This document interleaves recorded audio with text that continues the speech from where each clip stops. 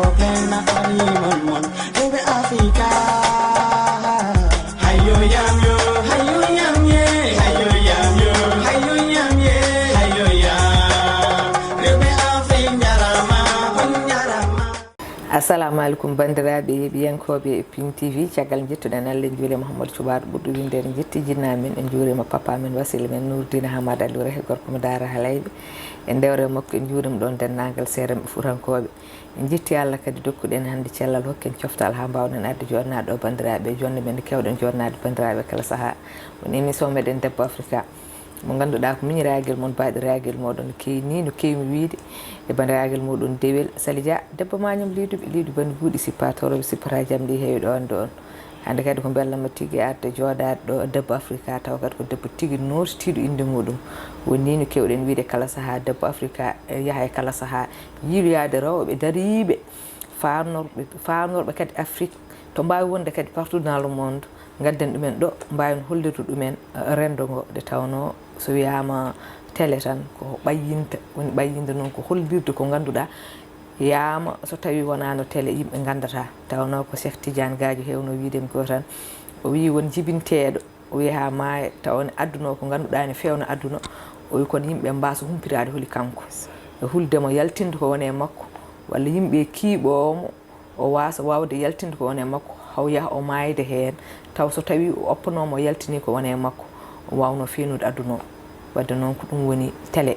hande on hewɓe ɓe ganduɗa ko nafoore mere gonno haɗo télé ji godde yimɓe yama ni anduɓe ɗumen e takkiɓe ɗumen e taariɓe ɗumen mbawi andude nafoore mumen kono won noon télé ji galano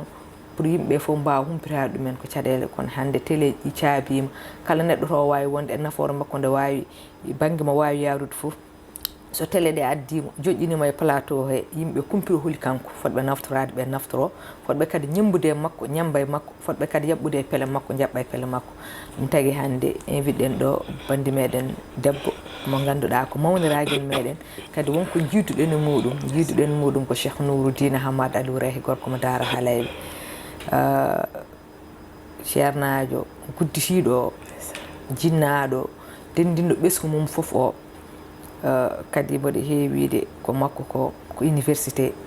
nde tawno kala mo tawɗa galle papa gila ɗo e Dakar ha e Dara Halayɓe tan woni debbo woni gorko woni suho woni mawɗo wonko Allah waɗe makko ko Allah waɗe makko ko noon ummoto koye Cheikh Nourdine direct faye muɗum ɗum tagui kañum woni sababu o kono kadi sababu o kadi ko Nickel Nia walla mi wiya Abdoul Maham no papa heewi wiide ni wimo Seydi Niang o banam gorko ko sehilam kadi mboɗo heewi wiide kala ko Nickel waddimi tan ko nafoore min poti galle papa Cheikh Nourdine hikka ɗo e Dara Halayɓe e gammu o jagge junggam o jagge jungo makko o wi Binta o yo waɗ feere o wi jaggodira e Sali o wi Sali waɗ feere jaggodira e Binta o wi par ce que mbaɗa andi onon fof kon baroɗe rewɓe so tawi on denti tan ma wat ko mbawɗon wadde nde min jewtino min tawi tigui wonko min jogui ko heewi en commun ɗum tagui hande min invite ɗen mo ɗo Binta Date noon so wiyama Binta Date ko debbo mo jumdonde masinotoro kono ko debbo jooɗiɗo hande France eɗen mbawi hande waddemo présenté e gueɗe kewɗe guila e debbo mo ganduɗa ko écrivain bindowo defte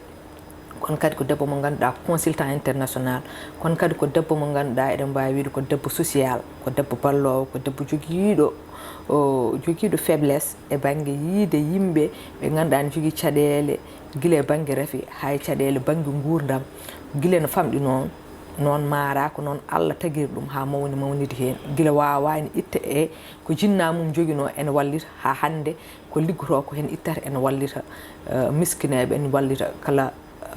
tagore mi wiyata tan kala julɓe nde tawno eɗen gandi so neɗɗo wiyama ko France woni on wawi wallude julɗo on wawi wallude ko wona julɗo kono mbiten kala tagore wadde kanko woni Binta Date bisimilla ma émission men Debbo Africa. Weltima ma sœur Salimata a jarama weltima caggal juurade Cheikh Nour e weltanade ɗum e weltirade ɗum mi salminima mi juurimomo salmini Nickel kadi kañumne kadi baɗɗo sababu o e premier sababu o ko papa Cheikh dentinɗo eno e baɗɗo men jagguɗo men e juuɗe men o waɗi men tette ha mbawɗen kadi jogade cuusal e sembe jooɗade ɗo hande ɗum noon en mbimo Seydi Salmakko anne a jarama weltare tan hande jooɗade ɗo e rendude mon jonde. Merci. Allah jarama seydi Dat non woni no mbiɗen ni caggal nde mbaɗɗomi présenté en gandi ko debbo jumdonde Massintoro so wiyama jum noon ma wiye halwar ma wiye Dara Halayɓe kamɓe fof koddi ko diwan mo ganduɗa machallah ene wiye waliyaɓe Allah ɓe fof ko toon leeli ɗum noon eɗen mbiya yallah junnan men oɗon diwan kadi eɗen gandi ha joni gonɗen koye lewru mawludu nabi sallallahu alih wa sallam yallah hokken kadi tawtere ɗo saaha mo wuuri taw o saaha mo wuuri kadi sen jeehi toon kadi eɗen potta e waɓe en binten ha kewi tawno ko ɗum woni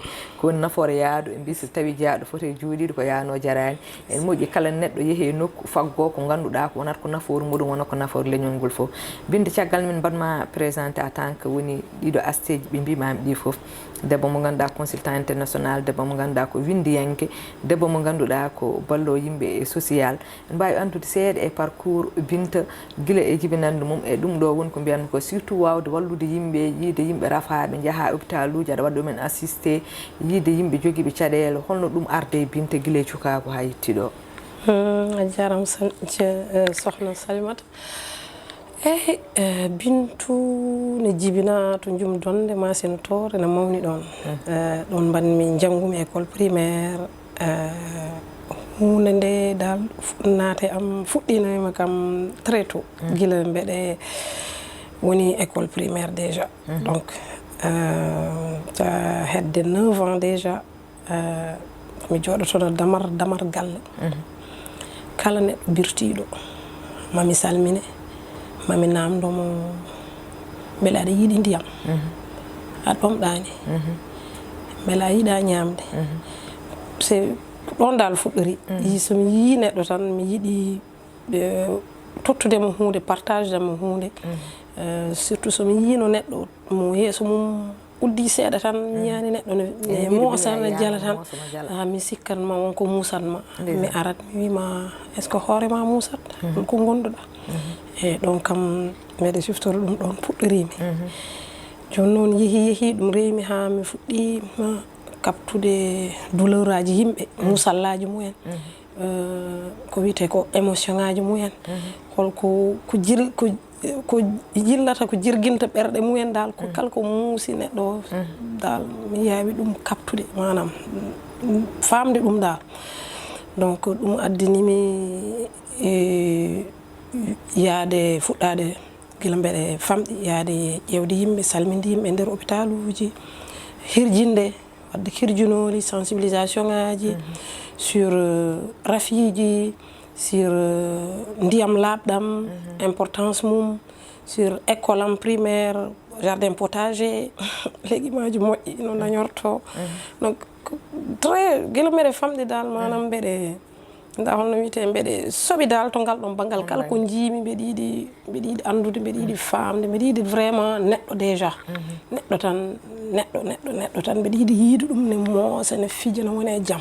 so ɗum ala minnene mi wonata à l'aise minnene mbawi mi wonko ko musata mi wonko mettata kam somi yi neɗɗo o mo waɗani fiix neɗɗo mo ganduɗa ne itta walla wonko ne jogui faaɗede e mbeɗe jogui on sensibilité dal gila mbeɗe famɗi kono noon ɗum fo e waade noon expérience uji kadi kewɗi kadi tahi kam wadde hande ko mbaɗanmi ko donc sa yi so banggal bindol gila mbeɗe famɗi mbeɗe yiɗi bindol par exemple gila mbeɗe famɗi mbeɗe fijira enregistrade cassette aji mbeɗe wiya mbeɗe haala mbeɗe waɗa conférence uji mbeɗe yiyatno hooram gila mbeɗe famɗi e nder yimɓe mbeɗe jogui micro ji mbeɗe haala mbeɗe jogui defte mbeɗe winda donc kala ko ari kadi e yam e nder gurdam ko hunde ganduɗa ko gueɗe ɗe ganduɗa kadi soit mi hollama ɗum e genre uji koyɗi walla message uji ala fo dal no ardani kono kadi yettere Allah dal maɗo kadi ko noon ɗum ardi en calmini ɗon ceerno Macky Sall nde jiidirɗen jewtuɗen ha juuti jippima pottume makko après omoɗe kam présenté ta sœur la joom suudu makko o wi kam aɗa annodiri e joom suudam o mbi min meeɗa yettodirde joni kono joni mboɗo wonduno e sœur makko tan o wi ko Binta kamɓe fof ɓe jall ɓe mbi ko Binta ɓe mbi on woni cahalo on mo ganduɗa mo andi fof jojo fof o kala nde o andi ɗum ɗon o wawat ɗum sisi wadde ko hollirde tan neɗɗo kala ko woni e muɗum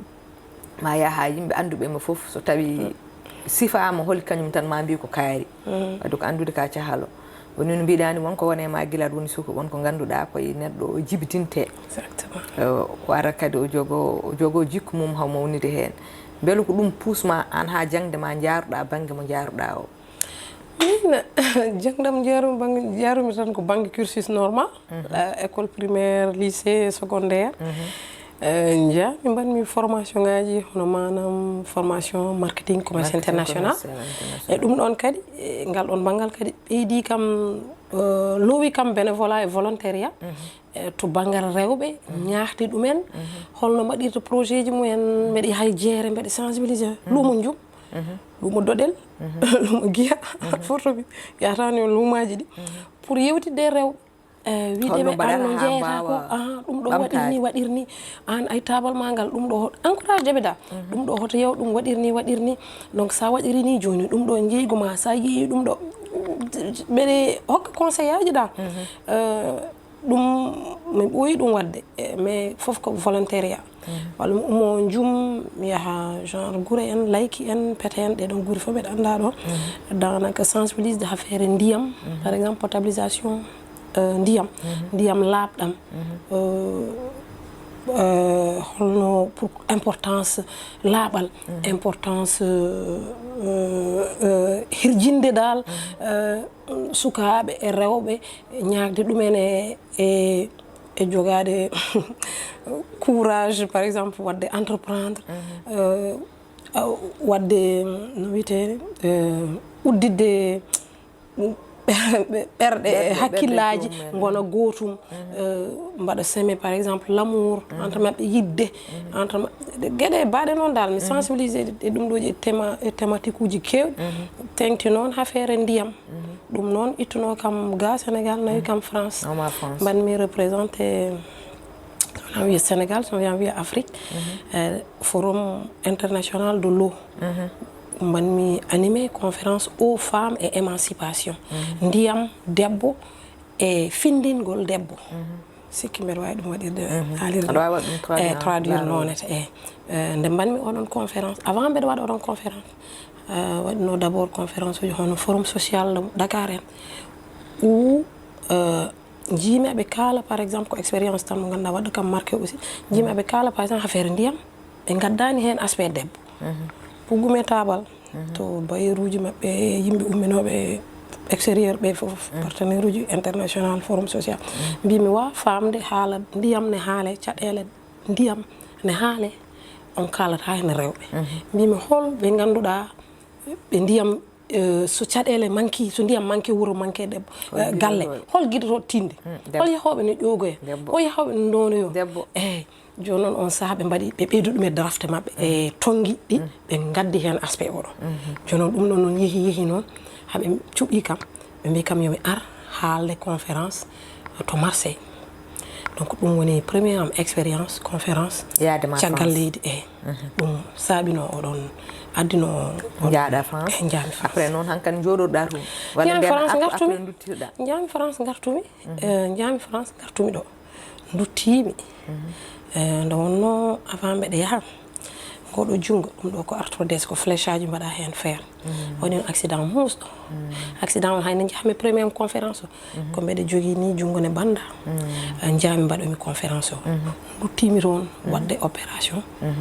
e hawre kadi invitation goɗɗo kadi ari conférence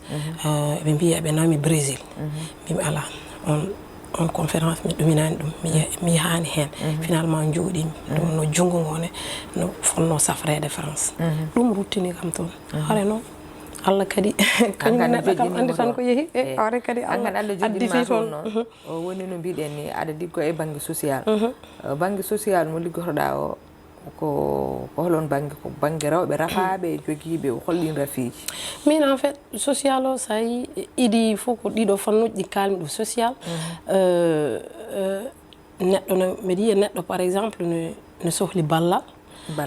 entreprise mum par exemple ne wawi jogade ballal par exemple aɗa wawi ɗo créer entreprise ma aɗa yiiɗi avancé aɗa sohli stratégie ji par exemple ɗum mbeɗa waɗa ɗum rewɓe heeɓe stratégie ji holno de développement de yaccinde yaccinde entreprise ma par exemple keɓa hen gartam donc mbeɗa wawma tottude mi totta conseil aji j'ai donné des conseils beaucoup de bénévolement volontairement à certaines femmes à certains projets voire même certaines entreprises ɗum mi fuɗɗima ɗum guila ɗo guila Dakar ɗo eyyi bénévolat o kadi waɗi kam construire mi fuɗɗima ɗo no mbimami ni guila sensibilisation ngaji guila e nder galleji ha e nder hôpital uji mbeɗa rondo sukaɓe mbeɗa nawa mbeɗa hospitalise ɗumen so Albert Royer so Dantec donc ɗum fof mi waɗi ɗo e yaadude rewɓe par exemple juuɓe cancer uji en ne mbaɗa chimie uji mumen hôpital Dantec service yo service donc ɗum ɗon kadi ne jeeyano gueɗe kewɗe mbanmi ɗo tan mbeɗe e nder Dakar ɗo avant mbeɗe ummo ɗo e donc sa ƴeewi bénévolat min kañum ko ɗum gurdamam kañum kadi mais joni gaga doole ma e labde ma reedu waɗa wadde accompagné jomumen waɗa wadde ɗum ne assisté beele kadi aɗa itta kadi jawdi e posen ma aɗa wallita jomumen mbeɗa itta guila puɗɗimi liggade e dañde par exemple salaire am e dañde yimɓe ne gara ne joɓami e dow warñede ndam pour consultation ngaji pour conférence uji 20% au début puɗɗirimi ko 10% mbeɗa versana ɗum pelle association ngaji structure uji balloji so banggal éducation banggal santé et bien-être e coftede rewɓe donc ɗum ɗon ɓooyi mbeɗa waɗa ɗum kono ɗo hande puɗɗirimi ko 10% ɗo hande mbeɗene 20% kala ko dañmi preuve deftere nde par exemple kala ko ari yalti hen e retombé mbimi ko mbe waɗi jaglel rewɓe deux pagne feccere nde yaha koye rewɓe joguiɓe cancer uji ne mbaɗa ko wiyete ko chimiothérapie walla radiothérapie wallide ɗumen e ko joɗi chimio ɗe wanno eɗe ceeri teno muusi partie goɗɗo o yahay éducation sukaɓe rewɓe e no ñahira no dañiri defte walla no dañiri fourniture uji ngala moyen jiɗi janggude ngala e nder hen kadi waɗi e nder hen kadi kirjunoji kadi hirjinde yimɓe sukaɓe guila ne pamɗi no mbaɗiri cultive par exemple esprit d'entreprendre esprit mo ganduɗa karallagal ngal ganduɗa aɗa wawi ƴettude créativité ko Allah resnuma mbaɗa ɗum ha wonanma activité ha wonanma gartam mbaɗa ɗum ha jogoɗa courage ko adi ko fof d'abord développa confiance ma e hoorema courage d'entreprendre transmettre le courage d'entreprendre ɗum noon mi waɗi sensibilisation ngaji e nder lycée ji nder France e nder université ji gratuitement par exemple ɗin ɗon conférence uji mbeɗa yaha hen ko volontaire tan parce que ko waɗi kam animé ko esprit de partage mais aussi de déconstruire de helde kasde ittude won hen miijoji ɗi ganduɗa gona gongaji e dow Afrique gona gongaji e gurdam men donc parce que hen sahaji ene sikke taw ken jooɗiɓe tan eɗen paadi tan ha fof ara enen paadi tan par exemple en ala karallagal donc pour hollude wonde tan kadi karalleɓe ne goodi jeunesse intelligente ne woodi hakkillaji ne goodi créativité et courage ne woni ne waɗi geɗe kewɗe ɗe ganduɗa enen mbawi ɗum partage de wonde jangguinde en terme d'enseignement caggal leydi exemple hande eɗen kewiide documentaire uji tubakoɓe so gummi caggal leydi ɓe gari ɗo ɓe kewi tan ko yaade liyeji ɓurɗi musɗi ɗi ɓurɗi hamnade ɗi tan fofde ɗi tan ɓe jaltini ɓe kewani yaltude ko ɓuuri ko yodde e Afrique eyyi ɗum ko gonga ɗum ɗon noon tahi noon e nder gollam e affaire activisme neɗɗo kaɓantoɗo leydi mum wonde katante leydi mum katande leñol mum ngal ɗon banggal noon ne waɗi mbeɗa adda wittoji pour tottude le vrai message change ude idéji ɗi e change ude aussi mentalité et le regard e itere mo ganduɗa caggal leydi eɓe jogui ɗum surtout les pays occidentaux voilà e men ɗum ɗon noon mbeɗe haɓo ɗum to nder ɗum aussi danaka Allah waɗi hen sutoro par ce que ɗo joni hewɓe mabɓe ne jiiɗi arde découvrir ne gandi nos trésors cachés guilay culture men guilay spiritualité men guilay ɗum ɗo men dal foi men ko mbaɗden développé tout kolko ganduɗa côté transmission ce que nos ancêtres mawɓe men hanki ko gaccirno en joni kamɓe ɗum ɗon fof ɓe keɓa ɗum aɓe kutoro sa yi ɗo joni ɗum ɗo médecine traditionnelle ɗum ɗo savoir faire ancestral sa nani kamɓe no mbaɗir ɗum de défendre il y a des conférences eɓe mbaɗi ɗum défendre ha ganduɗa des recettes de grammaire par exemple recette uji tañiraɓe men guila hanki en ɗum ɓe keɓata hande aɓe kutoro hani joni noon sa ƴeewi affaire o min quelque part aɗum welma kono quelque part aɗa yiya no affaire uji no mbaɗirte récupéré ni kono so tawi a joguima kiram tan a woni kiranowo leñol ma woni kiranowo leydi ma alay sago pour min wona ambassadrice donc je le fais de différentes façons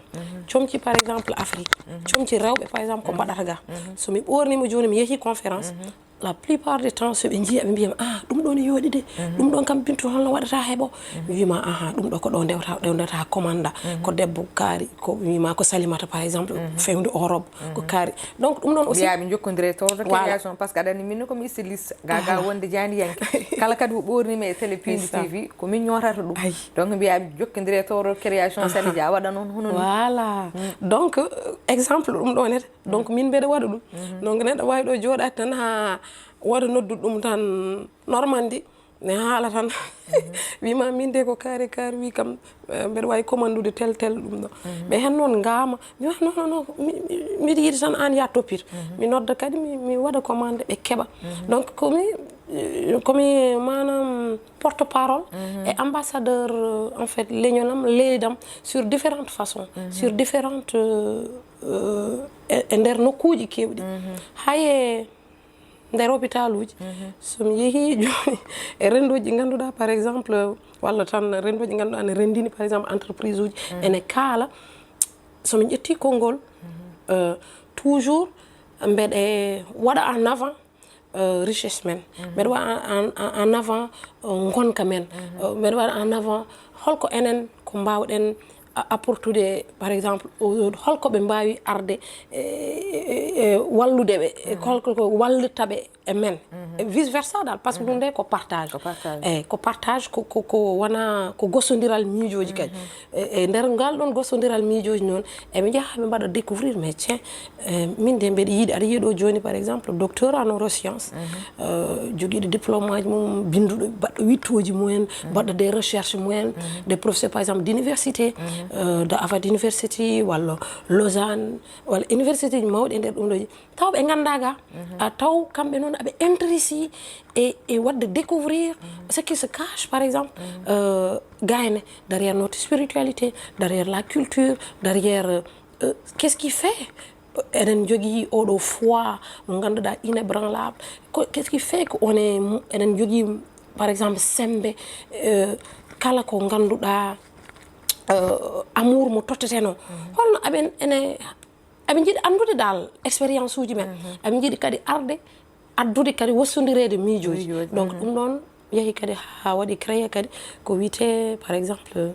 rencontre des retraites par exemple spirituel et développement personnel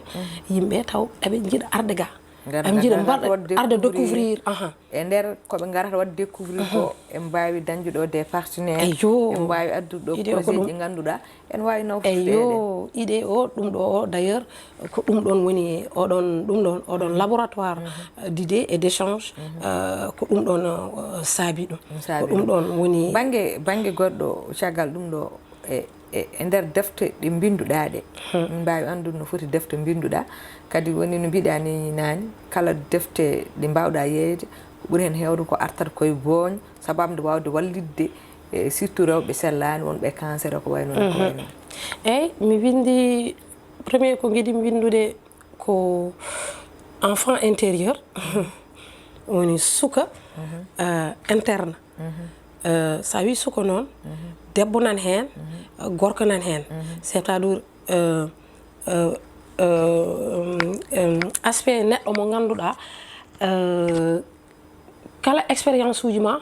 foof nan looji ɗonete oɗon suka enfant intérieur ɗum tahata neɗɗo développe résilience andude ɗum connectade mum suusde ɗum et échange dañde un échange sincère échange gonguirante yagal e mum tahatma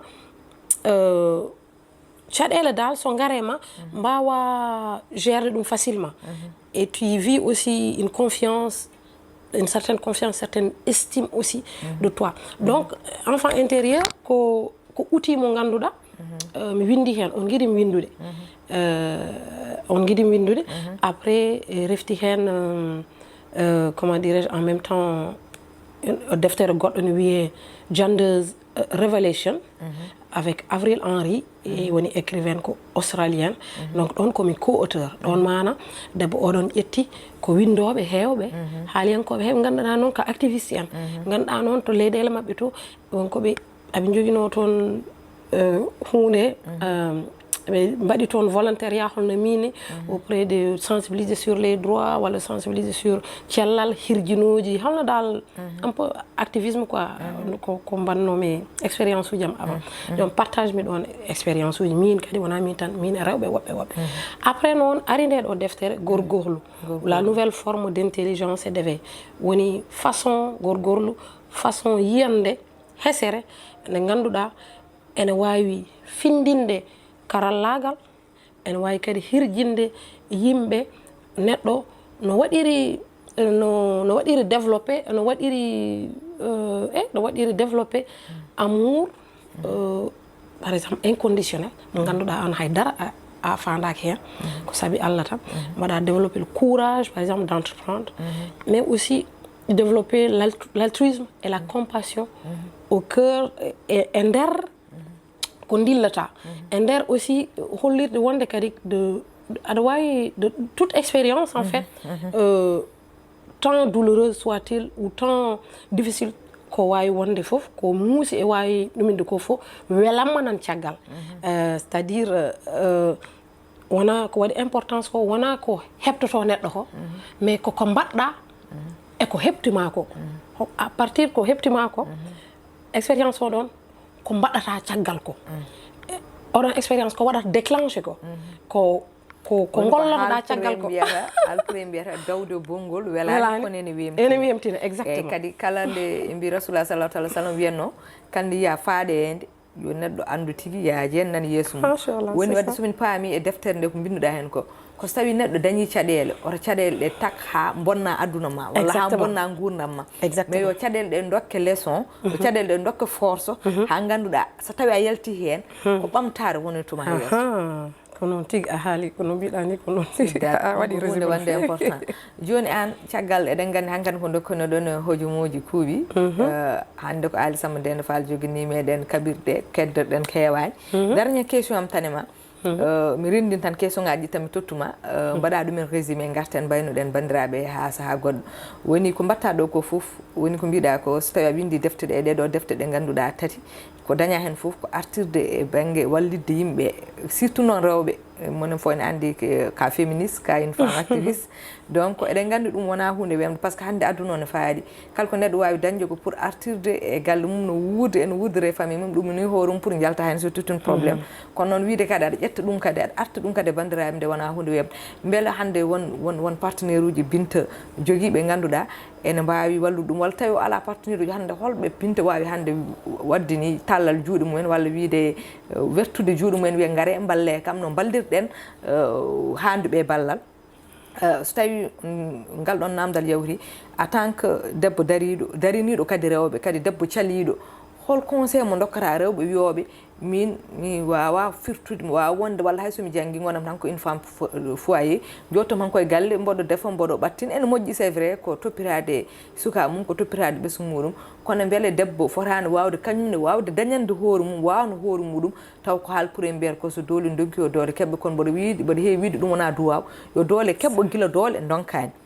beele an debbo o a fota wawde dañande hoorema ko ganduɗa watta dépendre joom galle ma so joom galle ma addi bujjo e nder galle he taw hay sa wawi addude buttete aɗa wawi artude budɗi ɗe nder galle he taw janggo so tawi joom galle ma sellani an aɗa wawi jogade sukaɓe guila e jangdu men ha e mburu men taw ngala caɗele oto Allah wat so tawi joom galle ma idimama yaltude aduna taw ɓiɓɓe ma mbatta tumuranke hol conseil ɓe dokkata men caggal ngal ɗo namdal namdemama e beele aɗa jogui partenaire uji ko idi foof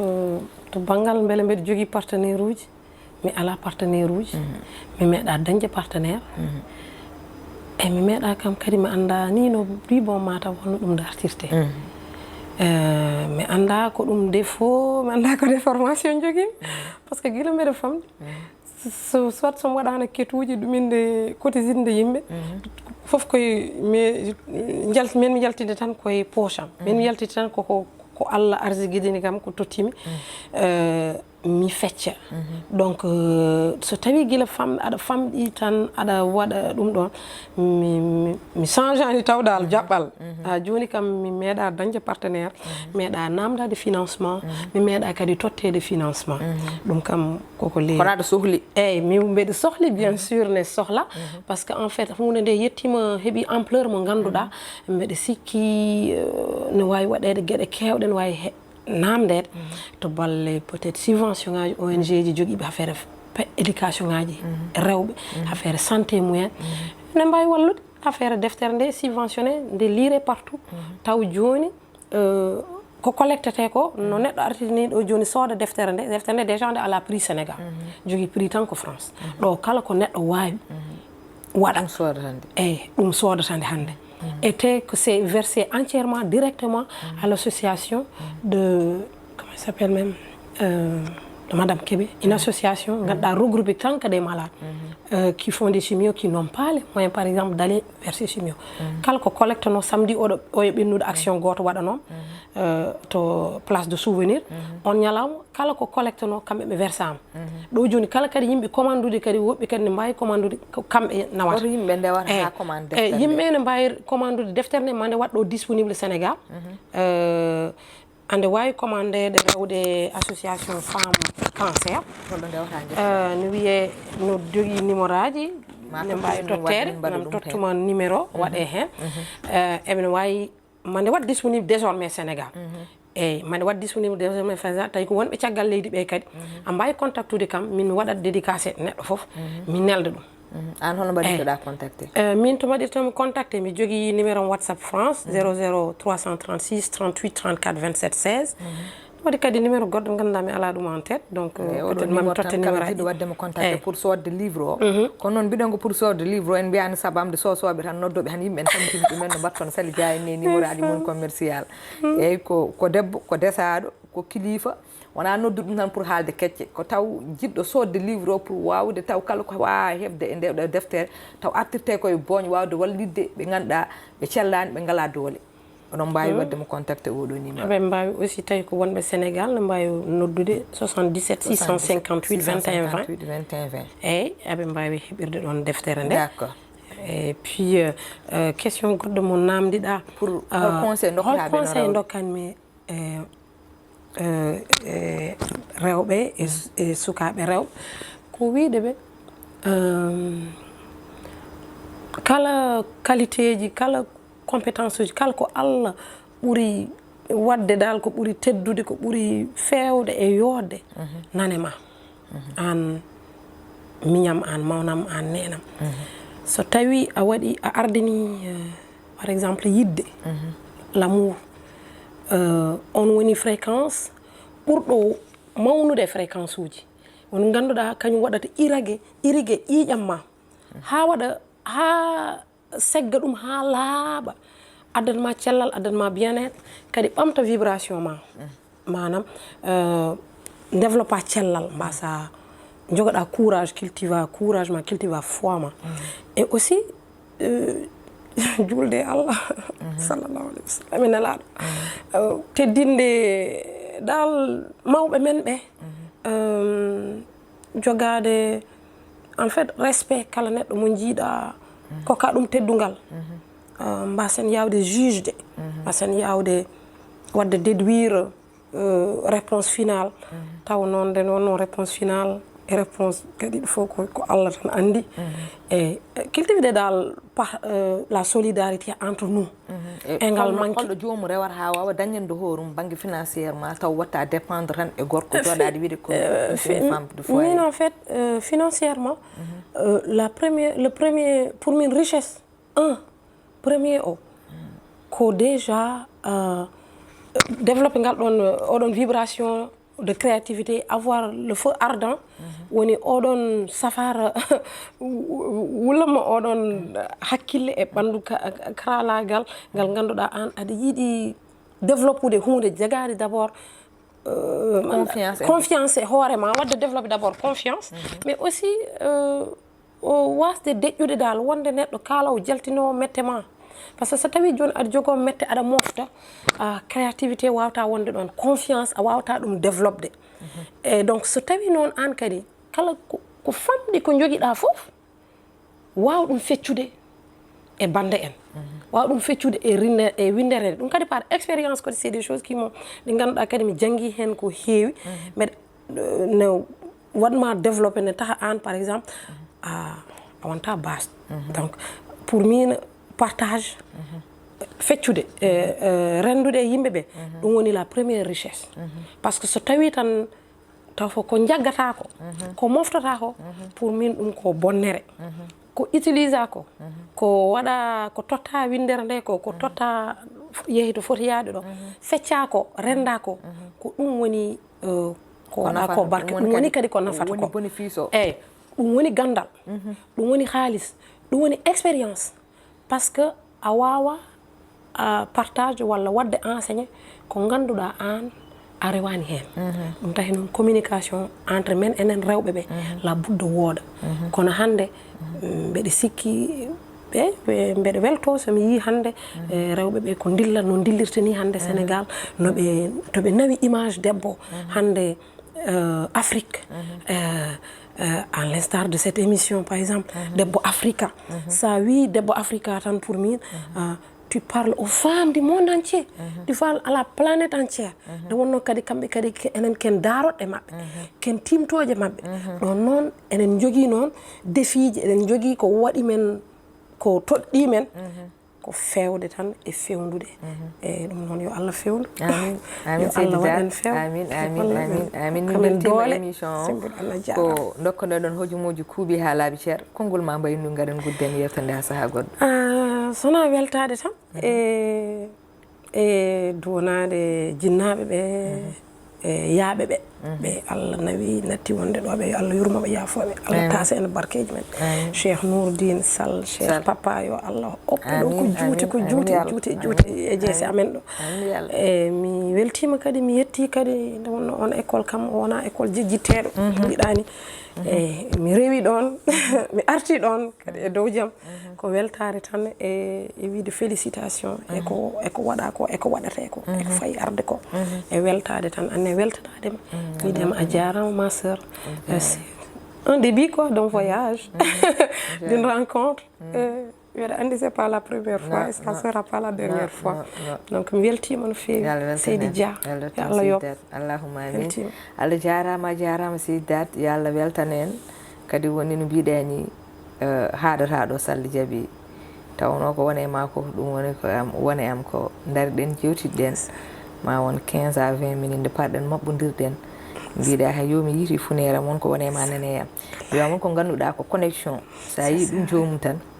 hiɗa ɗo mbiɗa pourtant guila nani mboɗo mi soynoma haade men yettodirde e ñalawma he mbimo ɗo debbo ne welimi no ƴaɓɓirta no yarata énergie mo waɗata dégagé o wimi ndekete mi faami hoko tagui jimami tan beela mami mbimami eyyi nde tawno so tawi Allah subahanahu wa taala wone ma tan kala jiiɗomo tawi Allah ne woni e muɗum yiɗete tawno ko Allah gonɗo e moɗon o waddata on wadde noon eɗen gandi hatta ɗo min liggodiri ko heewi saabu amde rendude ballen miskineɓe ballen handuɓe hen surtout ballen rewɓe tawno eɗen gandi rewɓe en pamɗi doole sen mbi rewɓe en diwtani worɓe mais eɗen gandi ko rewɓe goni yummiraɓe kamɓe goni rewɓe e joom cuuɗi en e nder galle he kamɓe goni ɓiɓɓe rewɓe kamɓe kadi ɓuuri famɗude doole oɗon banggue nde tawno Allah subahanahu wa taala o ko noon tagiriɓe kala noon mo debbo mo Allah hokki hay sinno ko doole seeɗa walla hokki ɗum moyen ji seeɗa en foti wawde darade yiilo rewɓe hono mumen ndenta mbaɗa boñ goto beele ene mbawa ƴettude debbo kala debbo mo tawi e nder gaska jagga jungo mumen pooɗo ɗum jaltin ɗum hen kala debbo mo tawi e nder caɗele jaltin ɗum hen ha ko ganduɗa hankkadi hayso tawi rewɓe daña caɗele gonat ko limeteɓe par goto walla ɗiɗi kono wiyata ko temedere walla wiyata ko capanɗe jeenayyi parmi e nder temedere ɗum noon noon yo Allah yettinanen oɗo émission Allah hokken juutde balɗe moƴƴe tan yalla hebbin kadi hono ma en e leñol ngol ko heddi ko wiide bandiraɓe tan Allah jarama on jarama hande kadi jogini en kabirɗe ko Alisama Ndene Fall guilé caméra o ha e montage o ko Baye Fall Cheikh Nourou Dine eɗen ñagonoma Allah tan badɗe juɗɗe e battane moƴƴe tawno so wiyama Pindi TV ha joni ko Allah subhanahu wa taala e makko yalla hebbino hono makko en e galle he en jarnima dendagal ardiɓe galle ɓe guilé banraɗo gorko Daoudou Moussa Dia ha e mawnum Harouna Moussa Dia to e Burkina Faso konko noon tigui directeur men général Kabou Samba Diop mawɗo ardiɓe bonnani ko ɗon dewten calmen personnel Pindi kala e yeɓiyankoɓe Pindi kala kadi eɗen ɗaɓɓa e bandiraɓe e yafuyen mbiten kala saaha guilé jonde nde hay haala ka kala ko feewi hen ko Allah subhanahu wa taala o ko ngakken fof ko enen kono wonani ko ɓuuren men par ce que woni sago men sen jooɗima ɗo kala ko kalɗen walla kala ko mbaɗɗen weltini yimɓe fof kadi henono yimɓe fof kadi en gandi ɗum weeɓani ko rasulullah sallahu taala sallam dañani ko wona innama de dañata ɗum wadde kala ko feewi hen tan ko Allah ko ngakken fof ko enen ko neɗɗo way noon kewɗen winne kala saaha jaam dow jaam less jaam ɗo hakkude ɗo jaam ɓol tan tuma men Allah jarama on jarama Soko plena alimon mon Ebe Africa Hayo yam yo